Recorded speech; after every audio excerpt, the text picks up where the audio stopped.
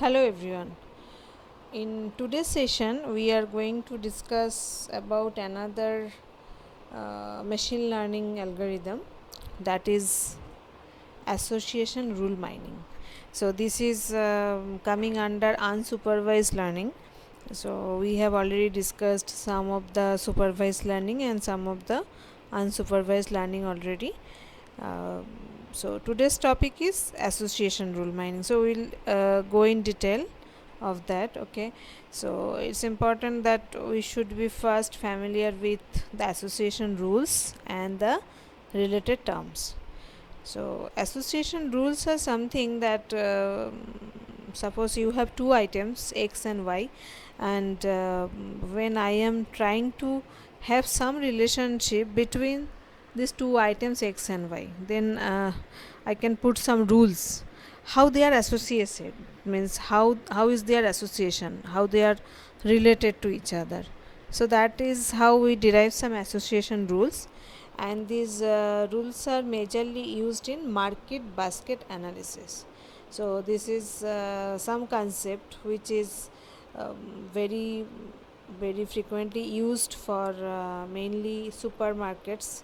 You know, in supermarkets there are lot of items are kept together, and they change the arrangements after some time maybe, and some new items are introduced, and then some old items are removed, or maybe sometimes we will see that some of the items, they were earlier they were present close to the door, or close to the counters, but maybe now they have been shifted to some corner in the market. So if you are going to any supermarket very frequently, then you can notice something, that there are some trends they are maintaining, and sometimes they are changing the order, like that how the items are stored, and in which order they are kept, and which location um, they are kept, right? So all these things gradually change. Actually, a lot of analysis are going on these days. It's not like that it's anyone's choice that okay,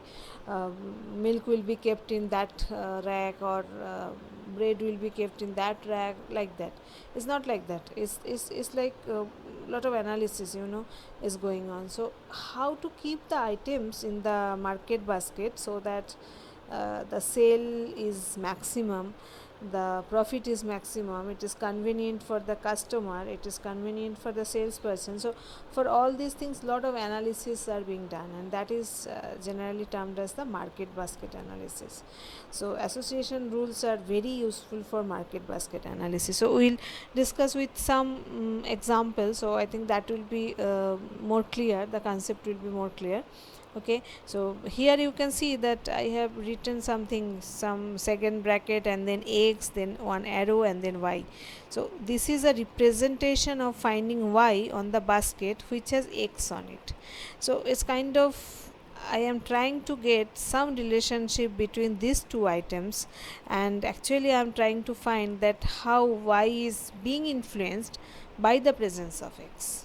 So that representation is kind of a association rule. Okay, so here we have some explanation that association rule consists of item sets termed as antecedent and consequent. Okay, so here I have written xy, and here I have written some of the names. You can see in the first part it is bread and egg, combination of bread and egg, and then some arrow, and then that is milk.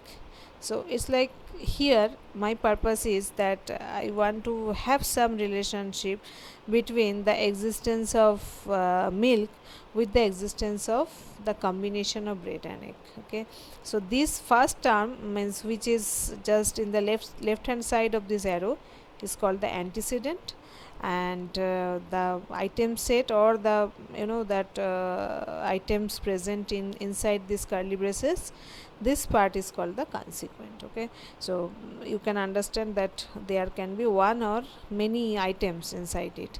Okay, so we generally term it as a item set, and item set, in general, item set is list of all the items in the antecedent and consequent. So here, as I am working with majorly bread, egg, and milk, so one item set will contain all these three, and there can be other possible item sets, means item set may contain only one item, like here milk, this is one item set. Here bread and egg, that is one item set. I can have one item set having bread, egg, milk. So all the items present in the market basket, if I can make any combination of them, and I can term them as one item set. And with association rule, we are just trying to have some relationship between two item sets. Okay, so that is our purpose. Okay, so there are some metrics which actually help us calculating the association rules, means how close is the association, how good is the association. For that there are few metrics. So first one is support. We can define support as, support is the fraction of the total number of transactions in which the item set occurs. Okay, so I can define support x to y. So what is the support of that? Transactions containing both x and y divided by total number of transactions. Okay, so for example, suppose if there are total 100 transactions in a supermarket, suppose in a day there are 100 transactions, and I am trying to find the support for bread and butter, combination of bread and butter, and I am seeing that there are some 70 transactions which contain bread and butter both. So in that case, what will be my support? It will be 70 by 100, that means 0.7. So as it goes towards 1, that means it's a good item set. So I can say that bread and butter are some items which are very frequent, so it's a good item combination maybe in the market basket analysis. So here one example is there, that the bread and butter item set will have more support than soap and bread item set in a market basket transaction analysis. Of course, means if there are many transactions going on, this combination is maybe it will be more frequent than this combination. So I will find that if I do the support calculation in any day transactions, list of transactions in a market, then I will find generally that this combination will have more support value than this combination. So that way I can find the support for combination of items. Okay, and then I can conclude from support that okay, that it's a good item, good relevant item, relevant combination of items. Okay, and I will use this support in the next level of analysis when I am going to do. Okay, then there is another matrix that is called confidence. So what is confidence? It is the conditional probability of occurrence of consequent given the antecedent. So when I have the antecedent present, I am trying to find the conditional probability of the consequent. So it's like if one item is already I know, and then I am trying to find the probability that the second item can be present there or not. So here you can see the definition: confidence x to y equal to transactions containing both x and y divided by transaction containing x. Okay, so suppose in our example, the earlier example also we had given, so suppose soap and bread item set. Okay, so it is like, suppose this is the combination, so here my x is soap and y is bread. So you can see here that how I am calculating. So I am calculating transaction containing both x and y divided by transaction containing x.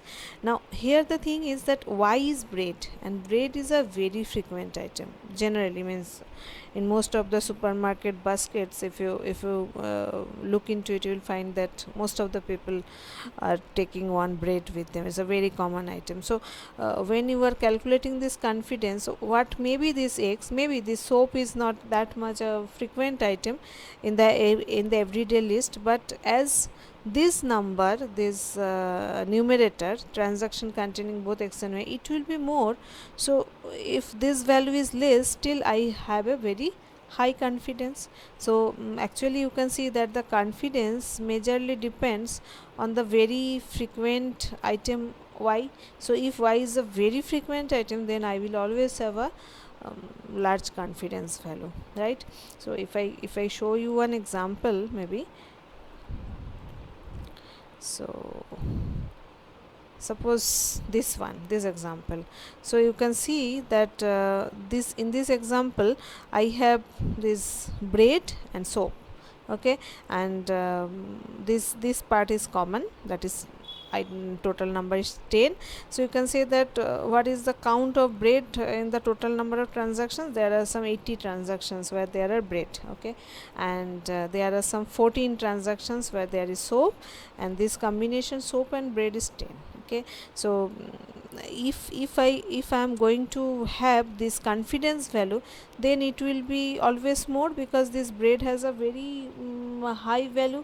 So transactions having this, that does not mean that if I calculate the confidence, and then I will get a very good value of confidence, but that does not mean that soap is influencing bread, right?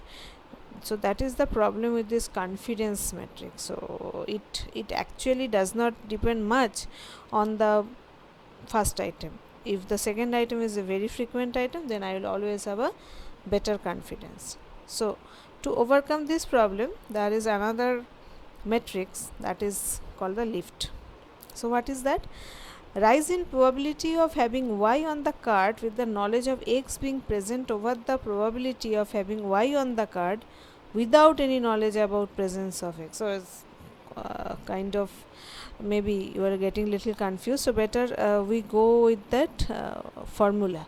So what the formula is saying, you can see here, transactions containing both x and y divided by transaction containing x. So this is actually the confidence, this is the definition of confidence. So here the numerator is the confidence divided by the fraction of transactions containing y, okay. So I am just taking here, you can say the lift of x to y is equal to confidence of x to y divided by fraction of transactions containing y, okay.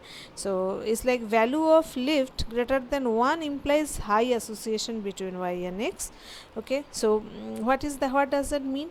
So you can see here that suppose for this item set, suppose I am taking the soap and bread item set, so here this numerator part will be high value, right? But this fraction of transaction containing y, this is also very high. So if this value is high, then your lift value will be maybe less than 1, because if this number of transactions containing y is more than the confidence value, then what will happen, that this lift value will be less than 1. But from that I can get to the conclusion that y was already a good item. So having x and y together does not make much much help for the sale of y. So we can have some example, I can have some better explanation maybe. So here suppose this is the case, so what will happen if I calculate the confidence, then confidence is, that it will be the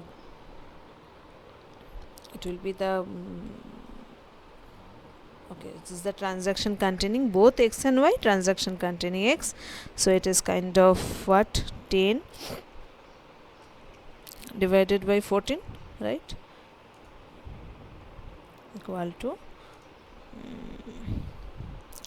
okay, and this lift, it will be something confidence by, okay, so 10 by 14, so I will do the calculation, it is close to 0.7, okay, and this lift will be confidence divided by fraction of transaction containing y. So y means here is bread, so it is 80, so fraction of transaction, so it is kind of 0.7 divided by 80 means it's kind of 0.8. So here you will get some fractional value, right, because this 0.8 is more than 0.7, so your lift value will be less than 1. So from that you can conclude that, okay, my bread, this item was already a popular item, and when I am adding with soap, it's not like that soap is increasing its sale. It's not like that, right? So I can understand from this lift parameter that whether combining with another item, this particular item has any increase in sale or not. So that way this lift is helping us. Okay, fine. So I think it's clear so far. Next one is leverage. So this is another metric. So what is leverage? Leverage A to C equal to support of A to C minus support of A into support of C. So what does that mean? It computes the difference between the observed frequency of A and C appearing together and the frequency that would be expected if A and C were independent. So support of A and C means, you know, support. I will go back again. So support is kind of transaction containing both x and y divided by total number of transactions. So it means in the total sale, how much of this particular list of item is present, right? So if it is only support of x, if I am calculating support of x, that means transaction containing x divided by total number of transaction, and support of x to y means transaction containing both x and y. So here you can see support of A to C means it is the here I am going to get the fraction of transactions where both A and C are present. So I am getting some number, and then what I am subtracting? I am subtracting support of A into support of C. Support of A means that it is the independent presence of the item A, and support of C means it is the independent presence of item C. So here it is just trying to get the difference between those, means when I am just getting the individual support, means how individually they are getting sold, and then I am subtracting from this one, that when they are combined together, then how the sale is getting increased or decreased. Okay, and the value is the range is from -1 to 1.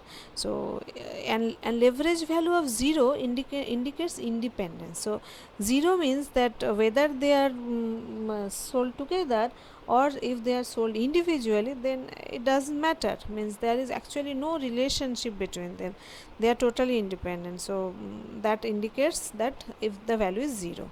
Okay, and it's like that you can understand that as the value is reaching more, then you can see that okay, they are closely related, and when the value is in the negative side, then you can say that no, they don't have any positive type of relationship. Maybe when they are together, then they are actually bad. Maybe there is, like when they are brought together, it is very less probability of selling together. So that's a bad combination, you may say. So that is the range, and that's how I am calculating this leverage metric. Okay, so this leverage metric also help us that how dependent they are on the other item. Okay, then comes conviction, that is another metric.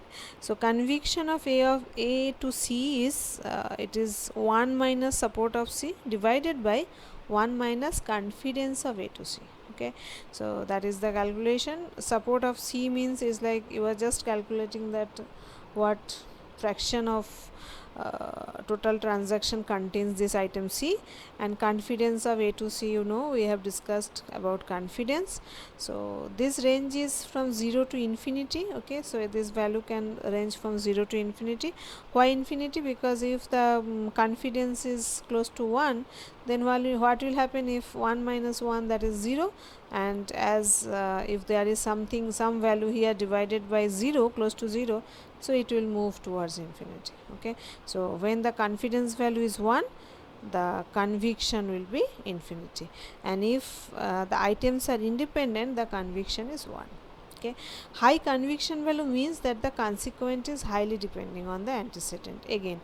So leverage also gives us the same type of concept, and conviction also gives us that when the value is high value, that means that it is this consequent means this C is closely dependent on the antecedent. Okay, so all these 5 parameters that we have discussed so far, that support, and then confidence, and then lift, then leverage, and then conviction.